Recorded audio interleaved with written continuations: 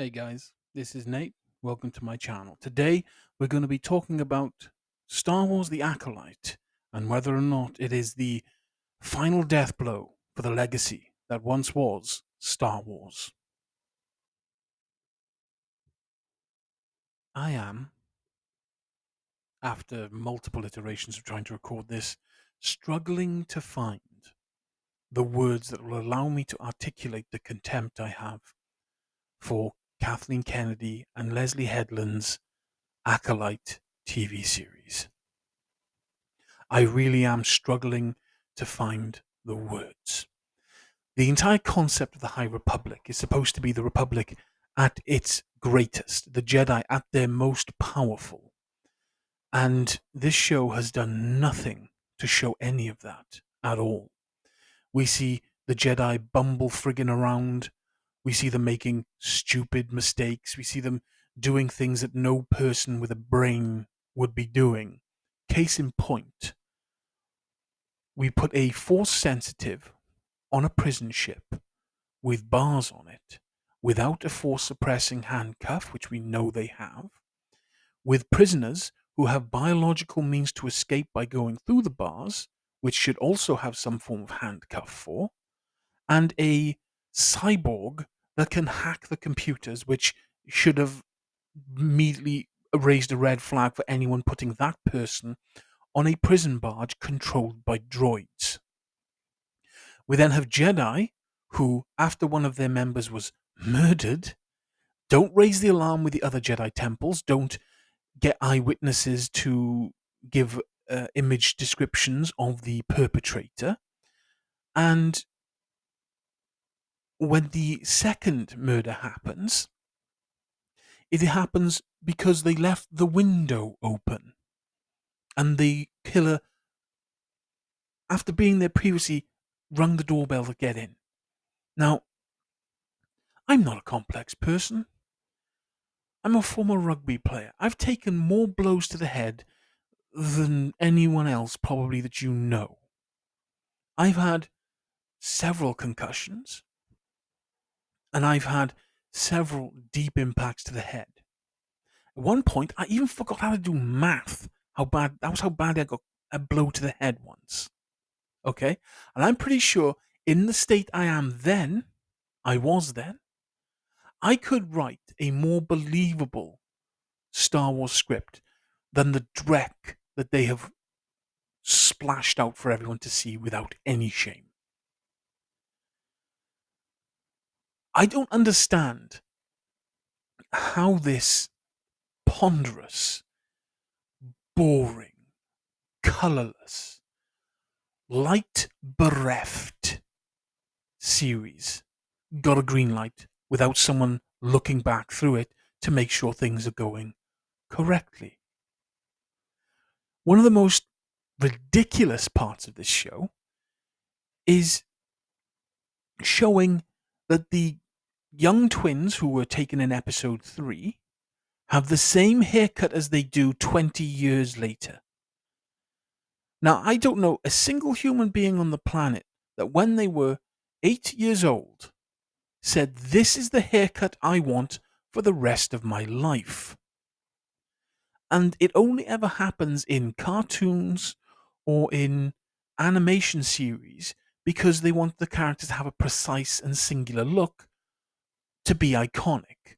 Goku's hair is the same style as it was when he was a child to when he was an adult, because that is the silhouette of Goku. But people, real people that aren't caricatures, that aren't made up, they change their style through the years. I knew guys who were skateboard guys that became emo guys, that became sport guys, that just wear whatever they feel comfortable in now.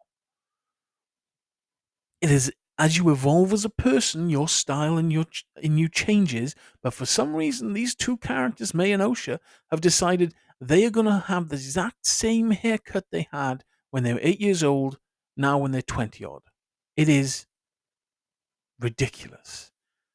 And don't get me started on the costume design for the Jedi. I have always had an issue with the costume design from the Jedi since George Lucas did the prequel series, because I was expecting that the Jedi would have some official uniform, that they would have something akin uh, to the King's Guard uniforms of the British royal family or the German, Dutch, or Russian royal family, something ostentatious and something that would allow people more easily to believe that the Jedi were corrupt, as that was the entire plan of Darth Sidious for his Order 66. Show the Jedi as being gaudy, as moving away from their original values of using the Force for good, that sort of thing. And I expected something with the uniforms for the High Republic to be something better or something more in a vein of the Renaissance here on Earth out there. But what they have is this god awful white and yellow beige uniform that looks terrible. It looks like they're a banana ice cream. And the Jedi themselves are all, without fail, numbskulls. And I'll give you a case in point for the most ridiculous buffoonery that these Jedi show. Episode 2, we have confirmed that Osha has a twin. Something that they should have had in the paperwork for adopting this child into the Jedi. But no, we'll let that slide because maybe maybe he left the girl off because he thought she had died. That's fair enough. But as they are actively chasing this assassin, they get a call from the Coruscanti Jedi head Jedi herself. I can't remember the name off the top of my head because I've written it down somewhere. I'm not going to go bumble fudging through my files to try and find it. This green idiot pops up on the communications device and says, "You guys need to come to Coruscant because we need to have a meeting." And I was sitting there like, "You what, mate? What do you mean you need a meeting?"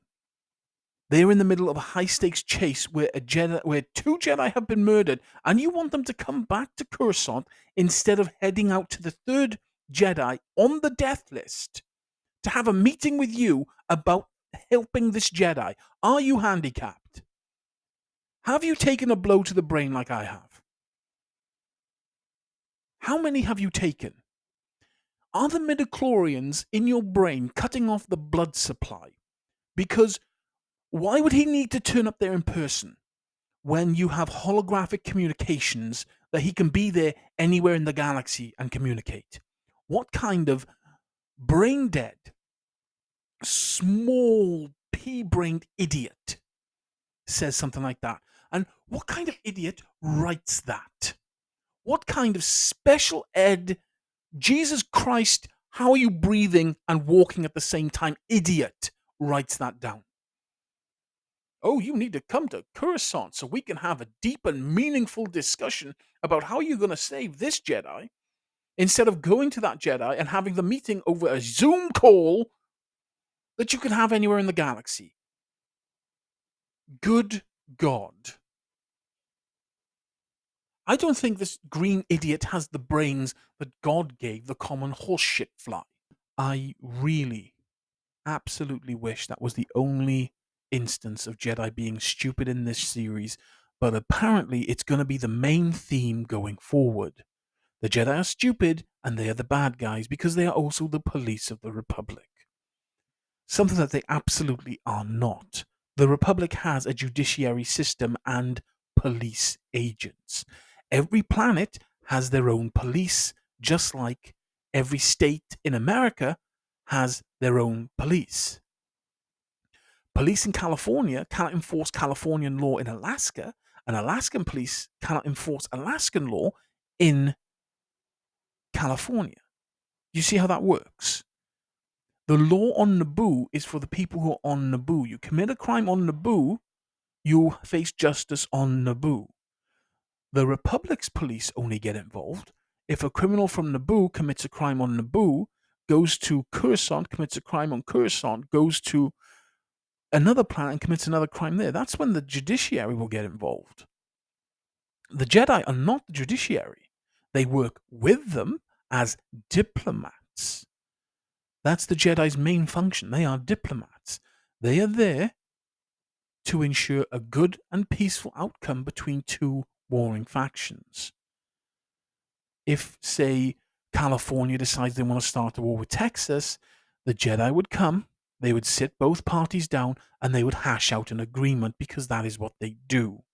The Jedi are not bad guys. They have never been bad guys, and they never will be bad guys. The Sith are the bad guys. These witches in Episode 3 are the bad guys. The Jedi are not. I don't understand why this is so hard to comprehend. The Jedi aren't police, they're diplomats. The Republic has their own police. Why would they need the Jedi?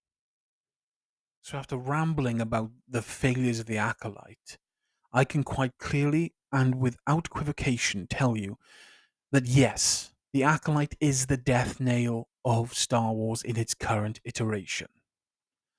But will it be allowed to die is another question. People aren't sick of Star Wars. People are sick of Disney Star Wars. People still watch the original trilogy and the prequel trilogy, and they still find enjoyment in these shows. It's everything else, the ancillary nonsense around it, that they don't like. If Disney tomorrow was to say, we're cutting it off at Return of the Jedi, everything we've done so far, that's going to be another universe, we'll experiment in and explore, everything else, we're starting again from the beginning, you'll probably bring fans back, cautiously. Star Wars isn't dead. They're just sick and tired of your Star Wars, Disney. They're sick and tired of Kathleen Kennedy's Star Wars. That's the difference. That's the difference that's going on here. Until the Kathleen Kennedys of Lucasfilm are removed, yes, Star Wars is dead and it will remain dead to a lot of people. But the difference is, with a series and a show instead of a person, a series and a show can be brought back with competent writing, competent directing. A person cannot. Those are my thoughts on the current iteration of Star Wars under the helm of Disney. I can only hope that it can improve, but I won't hold my breath. I am Big Nate. Thank you for listening. Please like, comment, and subscribe. Any constructive criticism is welcome. I will catch you guys somewhere down that road. Big Nate out.